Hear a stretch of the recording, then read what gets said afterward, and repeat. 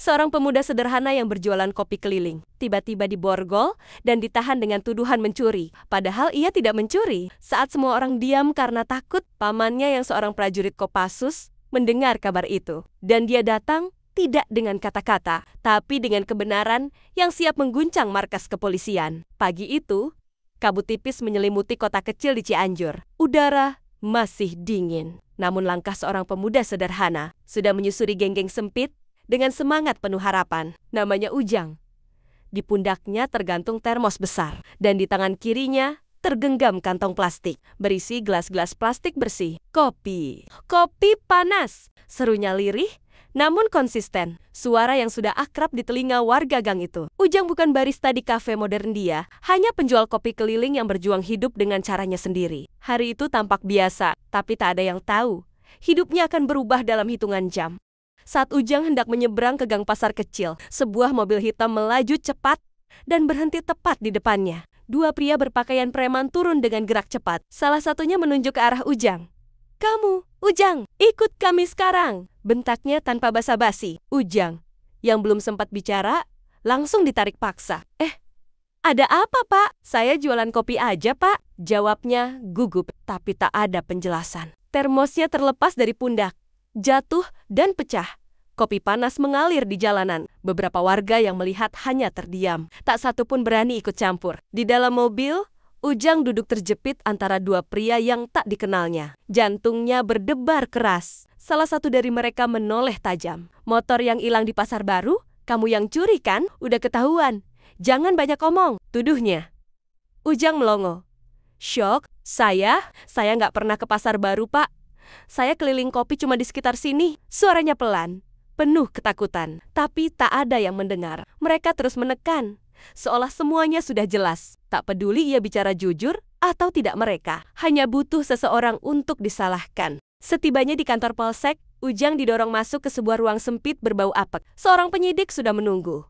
Berdiri di balik meja dengan wajah keras. "Ngaku aja, Jang. Motor itu kamu yang ambil kan?" bentaknya sambil memukul meja. Ujang terkejut.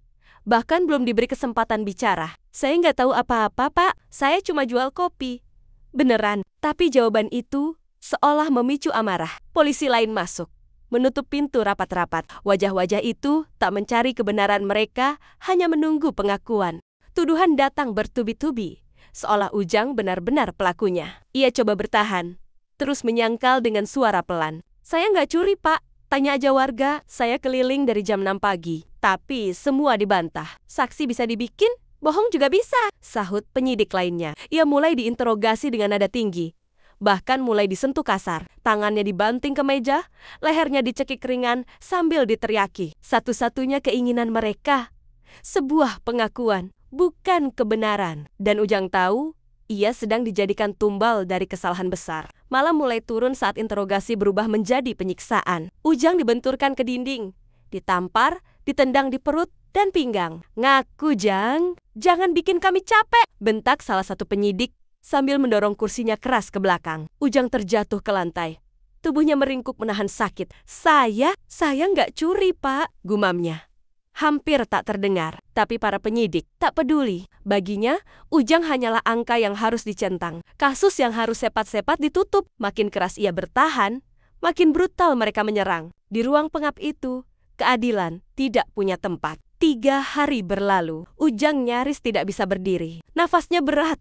Wajahnya bengkak, bibirnya pecah, tubuhnya penuh lebam dari ujung kaki sampai punggung. Setiap kali polisi masuk, ia gemetar. Bukan karena rasa bersalah, tapi karena trauma. Di hari ketiga, salah satu penyidik berbisik di telinganya. "Kalau kamu ngaku sekarang, kamu bisa pulang lebih cepat. Kalau enggak, kami lanjutkan." Ujang memejamkan mata. Ia tahu, jika ia terus bertahan, tubuhnya mungkin tidak selamat. Dengan suara tercekat dan air mata mengalir di pipi, ia akhirnya berkata, "Iya, Pak, saya ngaku." Pengakuan itu palsu, tapi cukup untuk membuat para penyidik lega dan beranjak keluar dengan senyum puas. Mereka menulis laporan dan menyimpulkan kasus selesai. Namun nasib baik datang dari arah yang tak diduga. Di tempat lain, di markas Kopassus Bandung, seorang prajurit bernama Sersan Mayor Darsa Pamankandung. Ujang mendengar kabar penangkapan keponakannya dari seorang tetangga lewat telepon. "Darsa, langsung terpaku. Ujang? Curi motor? Nggak mungkin. Ia tahu betul siapa Ujang. Anak yatim yang ia besarkan sebagian sejak remaja. Bukan maling tapi pejuang hidup. Tanpa pikir panjang, Darsa mengajukan izin keluar markas dan langsung melaju ke Cianjur dengan mobil dinasnya. Tiba di polsek, ia mengetuk pintu ruang piket dengan tenang, namun penuh wibawa. Seorang petugas jaga menatapnya dengan curiga. Saya Sersan Mayor Darsa dari Kopassus. Saya ingin bertemu dengan tahanan atas nama Ujang. Ucapnya sambil memperlihatkan kartu identitas militer. Polisi itu kaget. Gugup. Awalnya ia beralasan bahwa tahanan sedang istirahat, namun Darsa mengunci pandangannya. Saya minta sekarang. Akhirnya, pintu ruang tahanan dibuka. Darsa melangkah masuk, dan pemandangan di hadapannya membuat napasnya tercekat. Di balik jeruji, Ujang duduk menyandar ke tembok. Wajahnya lebam, matanya nyaris tak terbuka, bibirnya pecah, tubuhnya gemetar. Ujang, bisik Darsa, setengah berlari ke jeruji. Ujang mengangkat kepala perlahan. Paman, mereka bilang saya maling.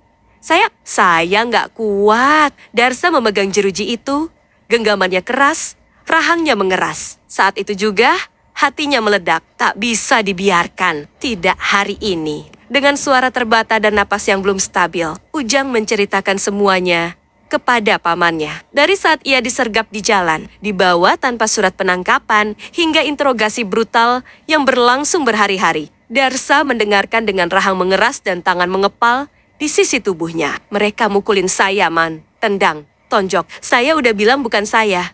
Tapi makin saya nolak, makin keras. Lirih Ujang sambil menghapus air mata dengan punggung tangannya yang juga memar. Darsa menatap keponakannya dalam diam. Namun dadanya bergemuruh seperti meriam. Ini bukan lagi urusan salah tangkap. Ini penyiksaan. Tak menunggu waktu lebih lama, Darsa keluar dari ruang tahanan dan langsung menuju ruang Kapolsek. Ketukannya pelan tapi berat. Dan saat pintu terbuka, suasana langsung berubah. Saya ingin bicara soal keponakan saya Ujang, kata Darsa dingin. Kapolsek, seorang pria parubaya berperut buncit, mengangkat alis. Kalau soal Ujang, dia sudah mengaku. Kasusnya selesai, katanya ketus. Tanpa menoleh, Darsa berdiri tegak, tangannya di belakang punggung seperti di barak. Pengakuan di bawah penyiksaan bukan bukti. Pak, yang kalian lakukan melanggar hukum. Saya akan laporkan ke Denpom. Nada Kapolsek tiba-tiba meninggi. Kamu nuduh kami salah tangkap. Kami kerja sesuai prosedur. Jangan bawa-bawa tentara ke urusan polisi, bentaknya. Suasana mendadak panas. Beberapa anggota polisi mulai berdatangan ke ruangan. Darsa tetap tak bergeming. Kamu siksa anak muda tak bersenjata, yang bahkan tak pernah menginjak pasar baru. Kamu kira saya diam? Sorot mata Darsa tajam. Suaranya tenang, tapi penuh tekanan. Tegangan memenuhi udara. Seperti sumbu api yang hanya tinggal menunggu percikan. Ketegangan mencapai puncaknya ketika salah satu polisi coba menyentuh bahu Darsa.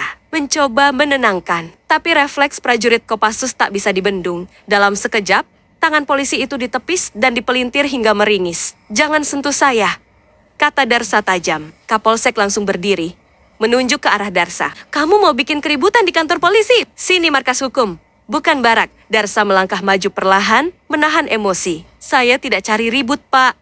Tapi saya akan pastikan keponakan saya dapat keadilan. Dan kalian bertanggung jawab. Tak lama setelah itu, Darsa keluar dari kantor polsek dan menghubungi rekan-rekannya di Kopassus. Ia tak bicara banyak, cukup satu kalimat. Korban sipil, salah tangkap, butuh dukungan. Dalam waktu kurang dari 1 jam, 1 unit kendaraan dinas loreng berhenti di depan polsek. 4 prajurit turun. Tubuh mereka tegap dan wajah tanpa ekspresi. Polisi mulai gelisah. Udara mendadak terasa tebal. Darsa berdiri di pinggir halaman kantor polisi, menatap tajam ke dalam. Kali ini, hukum tak boleh ditentukan oleh tekanan atau arogansi. Kali ini, mereka harus belajar arti tanggung jawab. Malam itu, suasana kantor polsek berubah total. Para petugas mendadak kaku. Tak ada lagi tawa santai atau suara sandal berdecit. Kehadiran pasukan loreng di halaman depan membuat mereka sadar. Situasi ini tak bisa lagi ditutup-tutupi. Darsa dan timnya tidak datang membawa senjata, tapi membawa sesuatu yang jauh lebih berat, kebenaran dan kewibawaan. Dalam ruang pertemuan, pihak Denpom mulai mencatat kronologi dari mulut Ujang langsung. Polisi yang tadi merasa berkuasa, kini hanya bisa duduk, berkeringat dingin. Tak satu pun berani menyela saat Ujang bersaksi, meski suaranya lirih dan pelan. Beberapa hari kemudian, penyelidikan resmi dilakukan. Hasilnya jelas, Ujang tidak ada di lokasi kejadian saat motor hilang. CCTV dari kios sekitar, keterangan pedagang, dan catatan transaksi kopi yang ia kirim ke pelanggan lewat WhatsApp menjadi bukti kuat. Semuanya menunjukkan bahwa Ujang berada di tempat yang berbeda, bahkan sangat jauh dari lokasi pencurian. Ini murni salah tangkap, ujar penyidik Denpom dengan nada tegas. Tapi yang paling mengejutkan adalah daftar luka-luka di tubuh Ujang yang terverifikasi hasil visum. Tidak lagi bisa disangkal telah terjadi kekerasan sistematis dalam tahanan. Beberapa oknum polisi yang terlibat langsung dalam penangkapan dan penyiksaan segera diperiksa. Kapolsek yang sempat bersikeras membela anak buahnya akhirnya harus ikut bertanggung jawab karena membiarkan dan melindungi tindakan brutal itu. Ia dinonaktifkan sementara untuk penyelidikan lanjutan. Sementara 3 penyidik yang paling aktif dalam interogasi ilegal dijemput oleh Provos dan dibawa ke markas Polda di depan wartawan. Juru bicara kepolisian menyampaikan permintaan maaf kepada keluarga Ujang dan masyarakat. Tapi bagi Darsah, maaf tak cukup. Luka di tubuh keponakannya butuh keadilan, bukan kata-kata kosong. Setelah seminggu dirawat di rumah sakit, Ujang akhirnya bisa berdiri tegak. Tubuhnya belum pulih sepenuhnya, tapi semangatnya kembali menyala. Ia sempat menatap termos kopi yang masih retak di sudut rumahnya, lalu tersenyum kecil. Saya cuma jualan kopi, tapi hampir kehilangan segalanya, gumamnya pelan. Ia tahu hidup tak akan pernah sama, tapi dari peristiwa itu, ia belajar bahwa kebenaran memang sering tak punya suara kalau tak ada yang mau memperjuangkannya. Dan ia bersyukur pamannya adalah salah satu dari sedikit orang yang berani bersuara saat semua orang diam. Hari itu, Ujang kembali berjalan di gang yang sama dengan termos baru di pundaknya. Warga menyapanya dengan senyum penuh simpati. Tak sedikit yang menepuk bahunya, berkata pelan, "Sabar ya Jang." Ia mengangguk, tapi langkahnya tetap mantap. Ia bukan lagi sekadar penjual kopi keliling. Ia adalah saksi hidup bahwa keadilan bisa ditegakkan, bahkan oleh orang kecil, asalkan ada keberanian yang besar di belakangnya. Dan dari balik tirai jendela kantor polsek yang kini sunyi, beberapa petugas yang tersisa menatap keluar, diam-diam menunduk saat Ujang lewat di depan mereka.